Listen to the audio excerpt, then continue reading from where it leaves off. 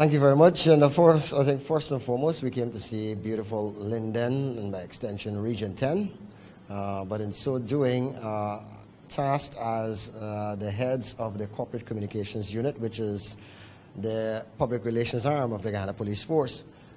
We've been on several outreaches and visits across the country to various regions because, as you may know, and if it is for those of you who are watching might not be aware, the Ghana Police Force has embarked on public relations communications campaign, which is to be able to highlight the positives and to rebrand the image of the police force. Mark and I are the two individuals who are civilians heading the unit, and such what we rightfully would have to do is go on a familiarization tour across all regions instead of sitting in headquarters at the office and just deciding to write PR policies or communication strategies for the various regions. It is only fair to come see, come take a look, come understand from the ground what it is that they face. What are some of the successes that they have that we haven't heard about? What are some of the challenges they have with the communities? And then, and only then, can we actually develop that kind of communication strategy to effectively lend some credence to the policing work that they do. So that's the reason for our visit here, and it's been very informative so far, being on the ground, and I'm sure Mark has got some more exciting things to let you know.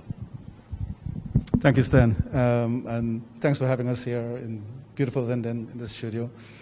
This is, as Stan would have mentioned, you give more than a synopsis, you basically give everything. We've been on several outreaches across all the police divisions in Guyana. We've been given an expanded mandate that is not just PR. Previously it was public relations.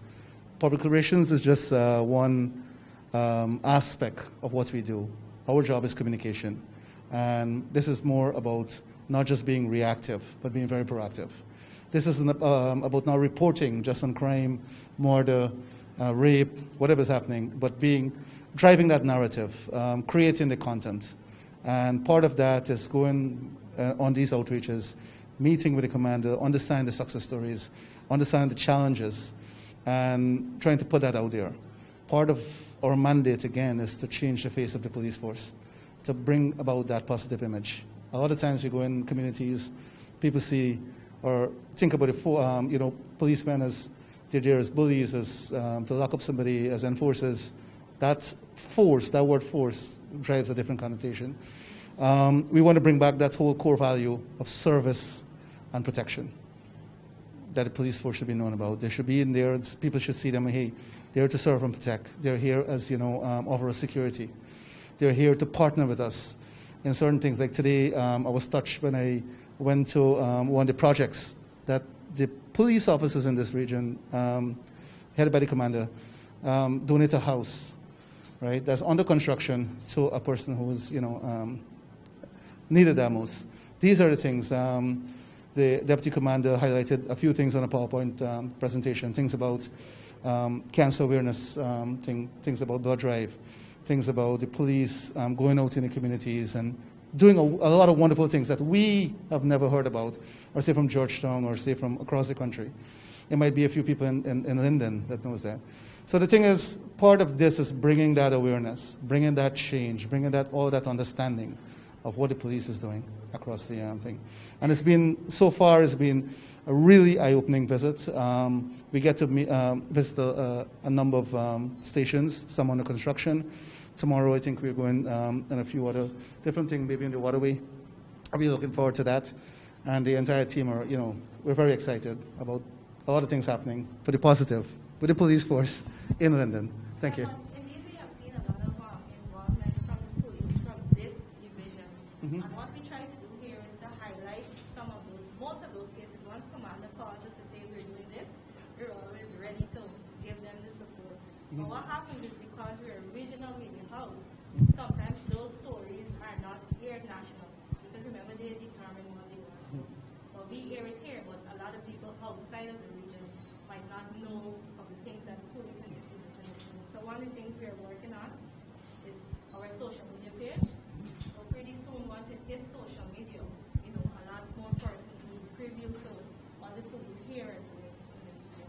And that too is exactly what Mark and I are tasked with doing, because indeed you hear about the Guyana Police Force. As a matter of fact, the truth be told, for most people, Guyana is just Georgetown or the coast. And so a lot of what happens outside of that area goes unreported to many of those people. They know not of the successes or the ills that people face in other regions. And that is one of the things that we have started to do as we've been visiting many of those other regions, is to be able to highlight what is happening in other regions. And people, through our Facebook, all our social media handles, whether it's the Instagram, whether it's on our Twitter, even we just opened a YouTube page, and we have a website also. And people are saying, wow, these are things they were not aware of. And evidently, policing is different from region to region. So those persons on the coast are now getting an eye-opener that it does not obtain the way they believe it obtains on the coast in some of these other regions. And we've had a packed day so far, but we are blown by what we see in terms of quite a lot of the camaraderie that happens with the police and citizens. And these are the things that when we will be doing, like you intend to, and we want to say thanks to that as a partner with us, is to be able to highlight these things and to show the positives, more so to be able to have people partner more and more with the police and let them know that here, you leave Georgetown, you come to Linden or any other part of Ghana, you will be meeting the Ghana Police Force that will protect and serve. And additionally, to lend support to the police force, we would have spoken a while ago. We have free time allotted. Anytime the commander wants to come and a weekly, a monthly program, or whatever we could facilitate, free airtime. So that's the relationship we have with the police in this. Well, I'm going to put the commander and his deputy on the spot right now and ask them to make sure that as early as next week, they start having weekly programs that they will be able to send to us also for us to continue to broadcast it. So I just put you on the spot.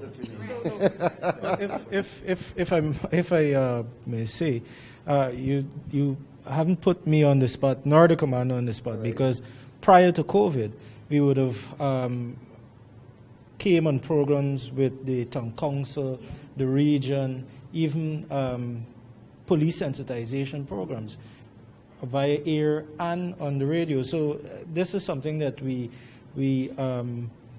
have been, constantly been doing with or partnering with the media outlet.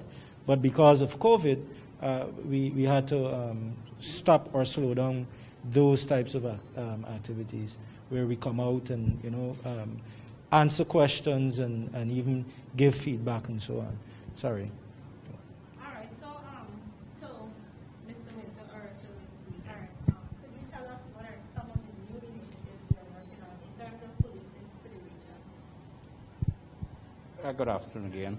Well, in respect to the new initiative, we have several new initiatives that we are only today. The deputy commander, he was very much forthright with the visiting team in respect to the PowerPoint presentation.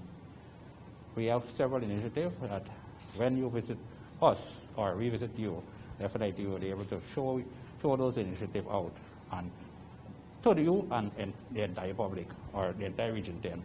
And I would go maybe seeing that the PR is there, viral throughout Guyana. And as well, Mr. Winter, could you briefly tell us what are some of the successes and maybe some of the failures for this year? Well, the successes outnumber the failures. Failures, I wouldn't say we have had failures for the year, but we have a lot of successes. We have had eradication successes where several fields were destroyed.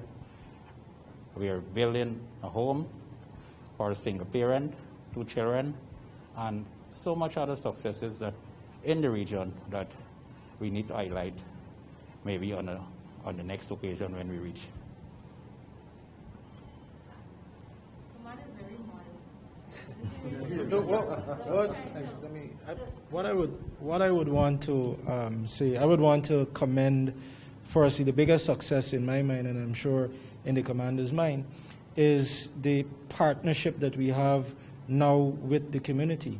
Because before there was some level of fracture or fracturing with the police and community.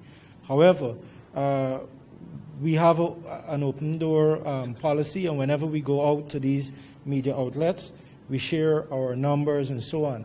And due to that, we were able to solve a number of crimes that would have occurred in Linden, right?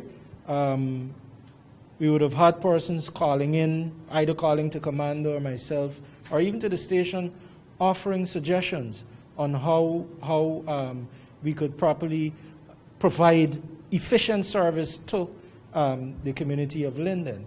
So the biggest success for me is the cooperation that we have now with Linden, and we want to maintain it. We want to let persons know that we are here for you.